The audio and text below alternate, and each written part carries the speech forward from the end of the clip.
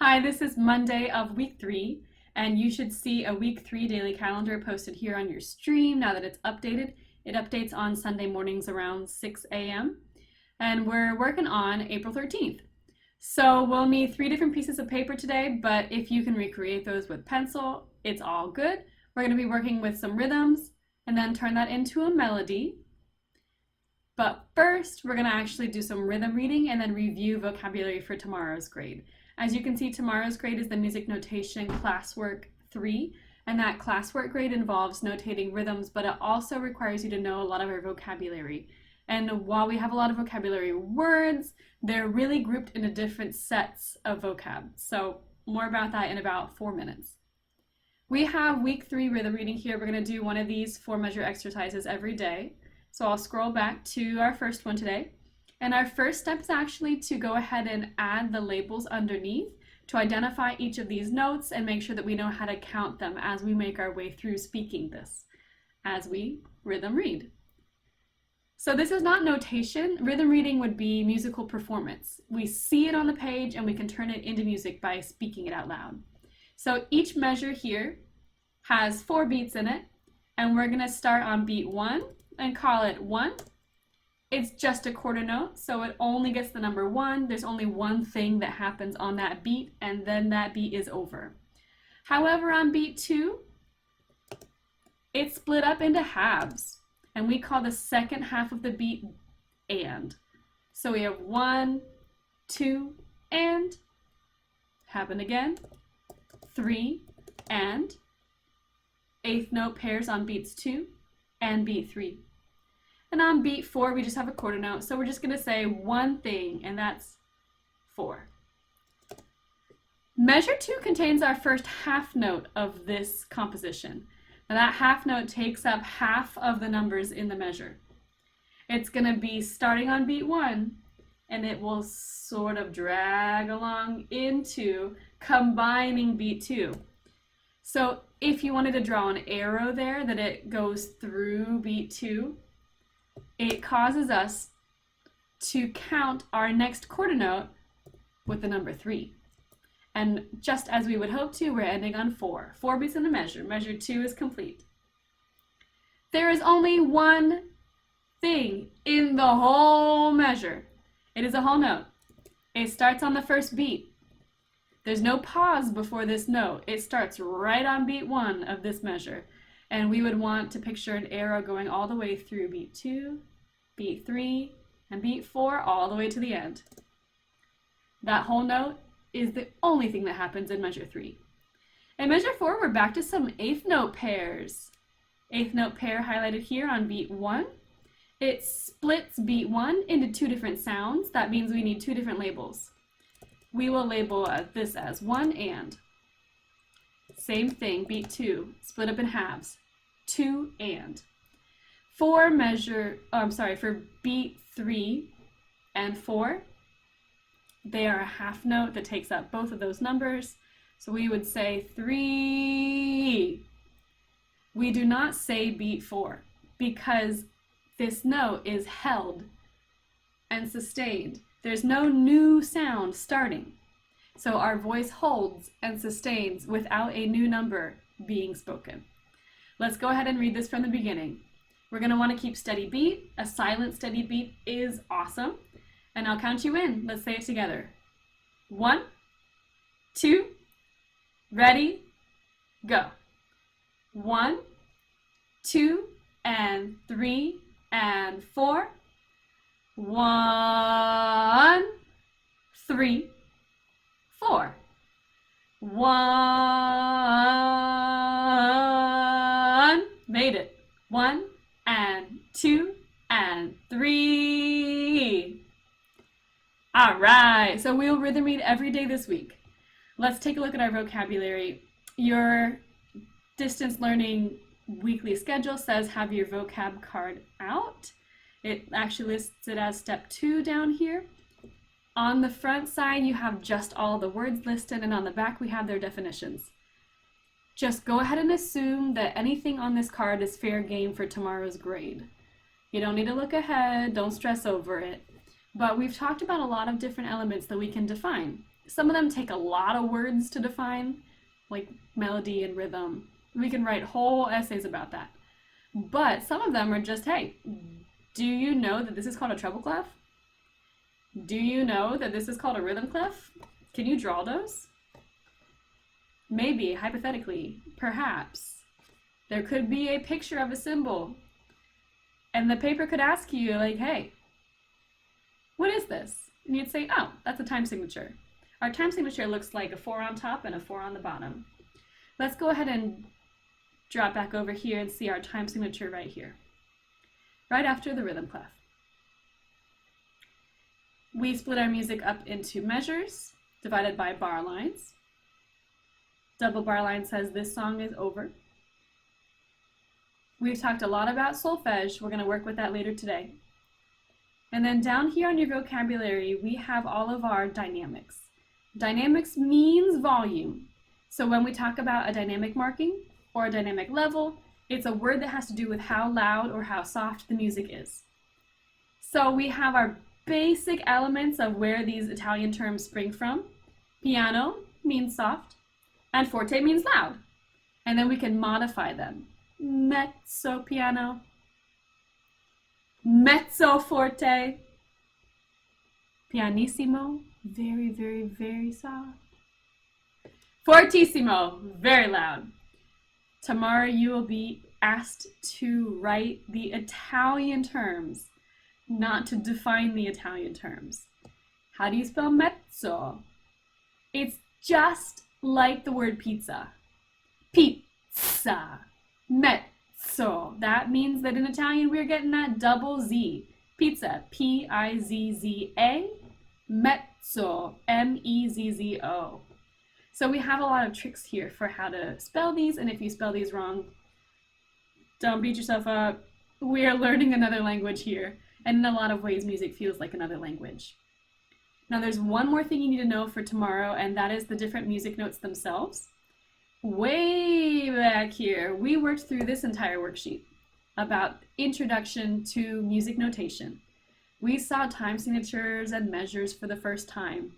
And then down here at the end, this chart contains all the types of music notes that we're working on right now. We haven't added anything to these 4 types of music notes. We have our whole note, we have our half notes, quarter notes, and eighth note pairs. And here you can see them below, just like the rhythm reading that we just did. There's a 4-measure exercise here, and the labels are provided. This is also what your answer would look like if we were notating 4 measures. So if I said 1, 2, ready, go. 1, 2, 3, 4. 1, 3, 4. 1 and 2 and 3 and 4. 1. You would notate this, and it should look just like this, but on rhythm paper. If I said, all right, we're going to notate, here's a melody, you can see that there is a tune hidden in here. It goes up and it goes down. It's on the treble clef, not the rhythm clef. That's what we're going to do right now. We're going to start with a rhythm, and then we're going to find out that it had a melody all along intended for it. So this is going to be 2 measures. So give yourself a bar line down the middle. And I'm going to go ahead and pull this into Paint. And let's notate. So I'm going to grab some of these. And this is how I make these for you. So if you're doing this at home, you can copy. I have a special tool for screenshots, but if you don't, you just press the button on your keyboard that says Print Screen. Or it almost says print screen. It's missing some letters because they didn't all fit on the key. So I'm going to get some of these and copy them and paste them in. I like to have that down below because it'll be our next step. So we want to notate rhythms first. It's a lot easier to start with rhythms. Let's give ourselves a bar line in the middle, and we'll switch over to the pencil tool to notate. So I'm going to count 4 beats total. You need to have a line straight across on your paper divide it in half with that bar line. Double bar line at the end means it's over. If you're really fancy, give yourself that rhythm clef and the time signature. If you're using our blank rhythmic notation paper, then it already is provided for you, I believe. All right, so this rhythm today is going to include a lot of quarter notes. Oh, that's perfect. A lot of quarter notes, which just, when you hear the number with nothing after it and between the next number, like 1, draw a quarter note on your paper. Our other option is going to be an 8th note pair. This means that a number is being split into 2, like a 1 and. So if you hear a number followed by and, draw the 8th note pair. All right, I'm going to count you in. You'll hear this 3 times. 1, 2, ready, and. 1 and 2 and 3 and 4. 1 and 2 and 3, 4. You just heard your rhythm, 2 measures. You're going to hear it 2 more times. Let's take a moment and write our labels down below. We heard 1 and 2 and 3 and 4. There was no and after 4. In measure 2, we heard 1 and 2 and 3, 4. With our labels down below, we can easily turn these into music notes. Remember, any number that has an and after it gets an 8th note pair. Any number that sits by itself gets a quarter note. These are the same exact 2 measures. For the second time, you'll hear them 3 times total before we add any solfege. I'll count you in. 1, 2, ready, go. 1 and 2 and 3 and 4. 1 and 2 and 3, 4. I'm going to draw measure 1. I'm going to give you half of the answer right now. 1 and, I would want to color those in better if I had a great pencil. 2 and 3 and 4. Oh, those are the most beautiful 8th note pairs I've ever seen. If you're working with your electronics like I am, oh my goodness, we're doing our best. Let's hear the whole 2 measures again. This is the 3rd and final time. This is the last time you'll hear these. 1, 2, ready, go. 1 and 2 and 3 and 4. 1 and 2 and 3, 4. Time to turn this 1 and into an 8th note pair. Lovely. I think it's easier with the touchscreen, so I'm going to revert back to that. 2 and becomes our 8th note pair on beat 2. Beat 3 is a lonely quarter note, and beat 4 is the same. Don't want it to look like a half note, so I'm trying to fill these in. All right, we have our rhythm. Now it's time to take this rhythm and apply it down here with pitches. Every single melody for this class starts on Do. So you need your ledger line. It's gotta be about the same distance, ideally, as the other lines of your 5 lines. And I'm gonna let you know that this 8th note pair at the beginning it actually is not going to stay on do. It's going to walk up from do to re. So let's see what our melody does. We're going to need both measures, so I'll extend that out. Keeping the rhythm exactly the same, you're going to hear that rhythm brought into a tune. This is how we work our way into melodic notation. It's not easy to just, here's a song, da-da-da-da-da-da, okay, write it down. So we're starting with, you have the rhythm for this tune. Now we're going to add where it goes up and down. Let's pause and make sure we have our bar line. Perfect. It's just as sloppy as the rest of it. Oh, I'm going to go ahead and make my official double bar line at the end because I really like to see that sitting there. Shows that we know what we're doing. All right. If this is do, re is here. You can hear mi right here on this line. If we work our way up, fa would be in the space. So is on the line above fa. La in the space. Ti in the line. And do would be all the way up here. Let's see which of the solfege syllables this song contains. I'll count you in. I'm going to sing the counting in on do, so you hear me singing on that note all the time.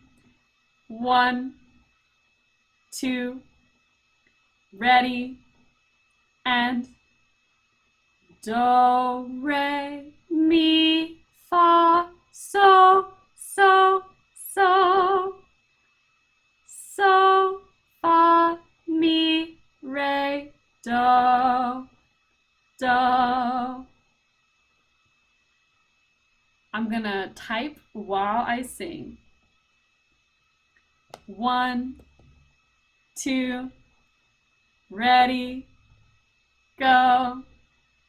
Do, re, mi, fa, so, so, fa, mi, re, do, do. Take a look at the rhythms above these solfege syllables. They create the eighth note pairs and quarter notes that you've already written down today. Let's make sure that we can write these accurately. Do on the line, re above, mi on the line, fa above. Gonna connect those. They are the eighth note pair that was here. So, so, so. All of the rest of measure 1 is on this line. Eighth note pair, doop, doop, doop, and quarter note. We're gonna stay right there and get the beginning of measure 2. So, fa. Making our way down. Mi, re, do, do. Beats 3 and 4. They both need their ledger line. Quarter note on the ledger line.